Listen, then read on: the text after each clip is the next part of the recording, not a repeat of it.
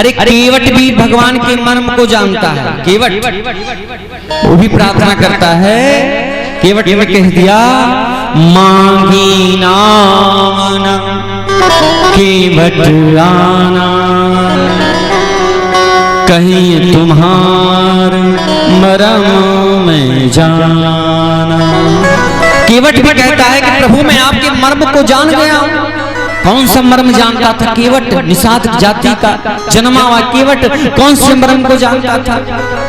उसने साफ शब्दों में कह दिया कि मैं नाव नहीं दूंगा प्रभु, चाहे कुछ भी हो जाए, लेकिन मैं नाव नहीं दूंगा। क्यों? क्योंकि वह मर्म जानता है। आज भगवान श्री रामचंद्र जी भी घबरा गए महाराज कि मेरे मर्म को कैसे जानता है।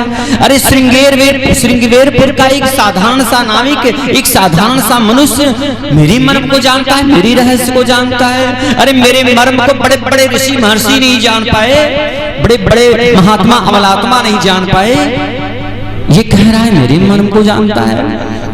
और जब भगवान प्रकट हुए तब तुलसीदास जी भी कहते हैं कि मास दिवस कर दिवस भा मर्म न जाने कोई। जब भगवान राम पैदा हुए तो महाराज बधैया गाते गाते अवधपुर वासियों के अंदर इतना उत्साह जग गया कि 1 महीना बीत गया, पता ही नहीं चला कि कब 1 महीने बीत गए। क्योंकि आनंद के जो समय होते हैं बंधुओं, वो बहुत जल्दी व्यतीत होते हैं, उसमें समय नहीं लगता। ये दुखी होते हैं जो पहाड़ के समान मालूम पड़ते हैं। और भगवती सीता को जब राम ने अग्नि में प्रवेश कराया, तुम पावक में करहु निवासा, उस रहस्य को भी लक्ष्मण भी नहीं जान पाए महाराज। रामायण में कितने मर्मों की बात है। भगवान लंका विजय के बाद जब अयोध्या वासियों से मिले हैं आकर के, तो महाराज एक साथ कई रूप भगवान ने बनाया है, क्योंकि सबके हृदय में छटपटाहट थी कि भगवान सबसे पहले हमको आकर के मिले। लेकिन भगवान तो एक हैं, तो उन्होंने विभिन्न रूप बनाया, लेकिन उस मर्म को कोई जान नहीं पाया। सबको लगता है कि भगवान हमको मिले, सबको लग रहा है कि भगवान सबको मिले महाराज। सबको भगवान ने एक साथ सबको गले लगाया है, एक ही क्षण में प्रभु सबसे मिले महाराज। अमित रूप प्रकटे तही काला, और जथा जोग मिले सबही कृपाला। इस मर्म को कोई जान पाया क्या? कोई नहीं जान पाया। और आज एक साधारण सा नाविक कह रहा है कि मैं तुम्हारे मर्म को जानता हूं। भगवान ने कहा अच्छा बता, तू कौन सा मर्म जानता है, बता तू मुझे। तो केवट बोला चरण कमल रज कहूं सब कहीं, चरण कमल रजो कह सब कहीं, मानो से करनी मोरी कछु अहि, मानो से करनी मोरी कछु अहि, चरण कमल रज कह सब अहि, चरण कमल रज कह सब अहि। आपके चरण कमल की रज से मैं वाकिफ हूं प्रभु। केवट कहता है कि मैं आपके चरण के जो रज है, जो धूल है ना, जो आपके चरणों में ये धूल लगा हुआ है, उससे मैं वाकिफ हूं, मैं जानता हूं। भगवान ने कहा अच्छा तो क्या जानता है? मैं ये जानता हूं कि यह जो धूल है ना, अगर व्यक्ति जड़ हो तो उसके अंदर चेतना आ जाती है, उसके अंदर चेतना आ जाती है। भगवान ने कहा कैसे चेतना आ जाती है? तुझे कौन सा ऐसा रहस्य पता है? पता?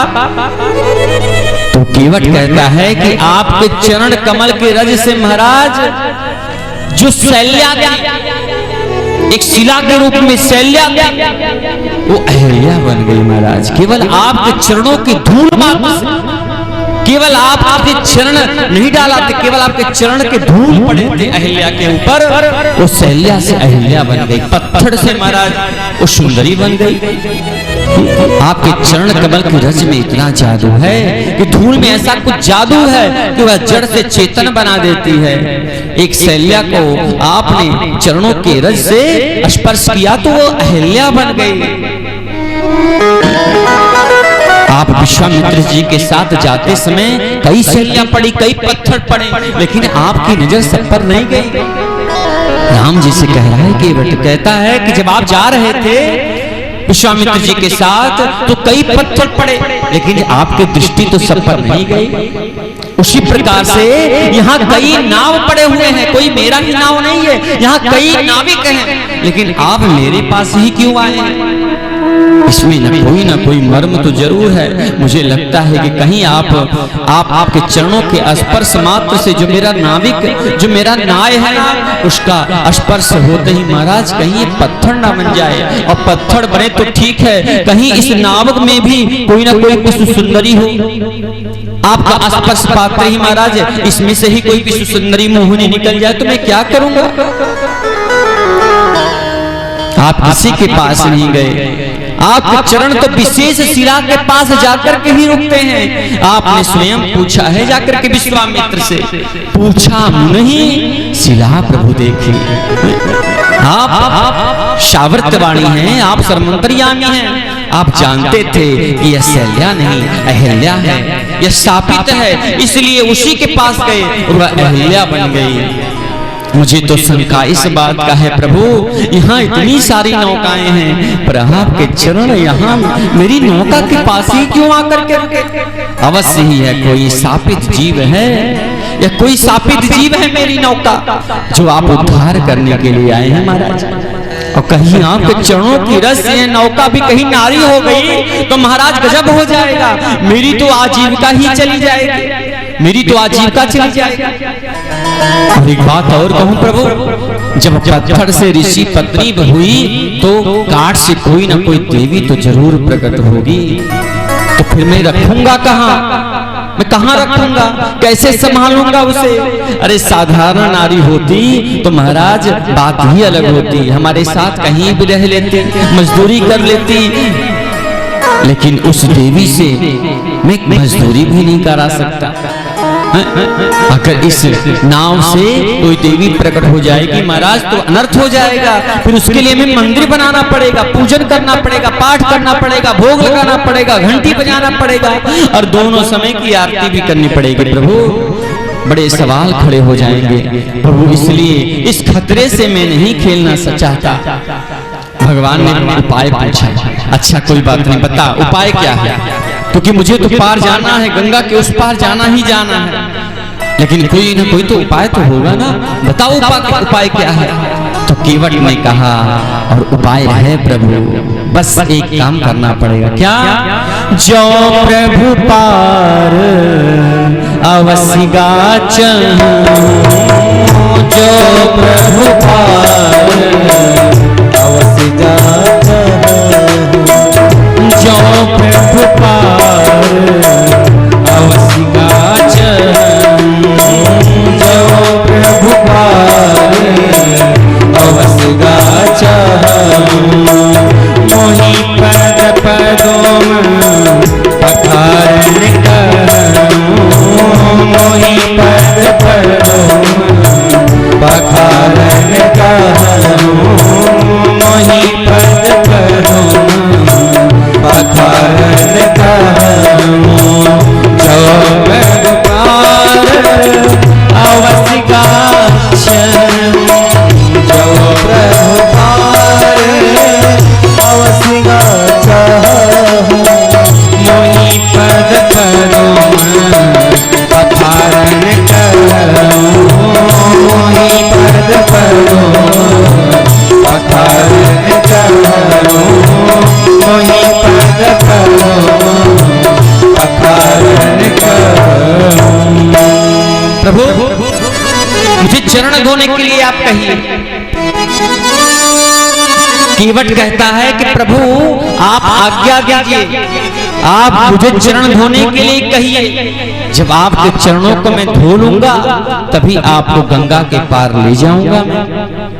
एक बात और, मैं आपसे उतराई भी नहीं लूंगा। क्यों? भगवान ने कहा क्यों भैया? इसलिए कि आप हमारे जाति बिरादरी के हो। केवट ने कहा आप मेरी जाति बिरादरी के हो, इसलिए मैं आपसे उतराई भी नहीं लूंगा। भगवान ने कहा, भगवान तो मुस्कुरा दिए, लेकिन लक्ष्मण जी बगल में खड़े थे महाराज। उनका खून गर्म हो गया। अरे मैं क्षत्रिय कुल खानदान में जन्म लेने वाला और ये निषाद राज का बता रहा है कि मैं इनकी जाति बिरादरी का हूं। लक्ष्मण जी तो महाराज क्रोधित हो गए। ये केवट अपने आप को समझ क्या रखा है, अनाप शनाप बातें किया जा रहा है। पर बंधु यहाँ भक्त और भगवान के बीच में बात हो रहा है। केवट कहता है कि हम दोनों एक ही तो काम करते हैं प्रभु। अरे मैं आप जैसे यात्रियों को नदी से पार करता हूँ, तुम केवट भवसागर केरे। केवट कहता है कि प्रभु मैं आप जैसे लोगों को पार करता हूँ और आप भी तो पार करते हो। कैसे? कहा मेरे जैसे अनर्थी पापात्मा दुरात्मा अनाचारी लोगों को महाराज आप मेरे जैसे पापात्मा को पार करने वाले हो। आप भवसागर से लोगों को पार तारते हो प्रभु। अंत में तुलसीदास जी ने कहा सुन केवट के बैन प्रेम लपेटे अटपटे। बहुत सारे भाव बतलाए हैं मानस में। राम जी को भी कहना पड़ा कि केवट बाबू आप जो भी करना हो करो, लेकिन शीघ्र हमें पार करो। भगवान ने कहा क्या? कृपा सिंधु ले मुस्काई, कृपा सिंधु ले मुस्काई, कृपा सिंधु ले मुस्काई। सोई करो जेहि तब नाम न जाई, सोई करो जेहि तब नाम न जाई। कृपा सिंधु ले मुस्काई, कृपा सिंधु ले मुस्काई। सोई करो जेहि तब नाम न जाई, सोई करो जेहि तब नाम न जाई। कृपा सिंधु ले मुस्काई, कृपा सिंधु ले मुस्काई। केवट भगवान के चरण कमलों को धुल करके केवल अपना ही उद्धार नहीं किया मेरे प्यारे। वाल्मीकि रामायण में वर्णन मिलता है अकाल मृत्यु हरणम सर्व व्याधि विनाशनम राम पादोदकम पीत्वा जठरे धारयाम्यहम्। केवट कहता है कि केवल भगवान के उन चरणोदक को ग्रहण नहीं किया, अरे उस चरण को जल को ग्रहण तो किया सो किया, उसके साथ साथ महाराज उसी चरणोदक से अपने पूर्वजों को अपने पितरों को महाराज उसी जल से महाराज तर्पण भी कर दिया। तर्पण आज केवट ने केवल अपना कल्याण नहीं किया, जो पूर्वज खड़े थे महाराज एक लाइन में खड़े होकर के केवट के उनका भी कल्याण कर दिया महाराज। तर्पण करके पितरों का भी पार कर लगाया। इदम जलम तस्मै स्वधा नमः, इदम जलम तस्मै स्वधा नमः। एक एक नाम लेकर के एक एक नाम बोल करके महाराज पितरों को भी पार कर दिया महाराज। क्योंकि गोस्वामी जी ने लिखा है पितरों पार कर, लिखा है कि पितरों को भी उद्धार कर दिया। बहुत भाव है मेरे प्यारे। अंत में ही प्रार्थना किया अब कछुनाथ न चाहिए मोरे, अब कछुनाथ न चाहिए मोरे, अब कछुनाथ न चाहिए मोरे, अब कछुनाथ न चाहिए मोरे, अब कछुनाथ न चाहिए मोरे, अब कछुनाथ न चाहिए मोरे। दीन दयाल अनुग्रह तोरे, दीन दयाल अनुग्रह तोरे, दीन दयाल अनुग्रह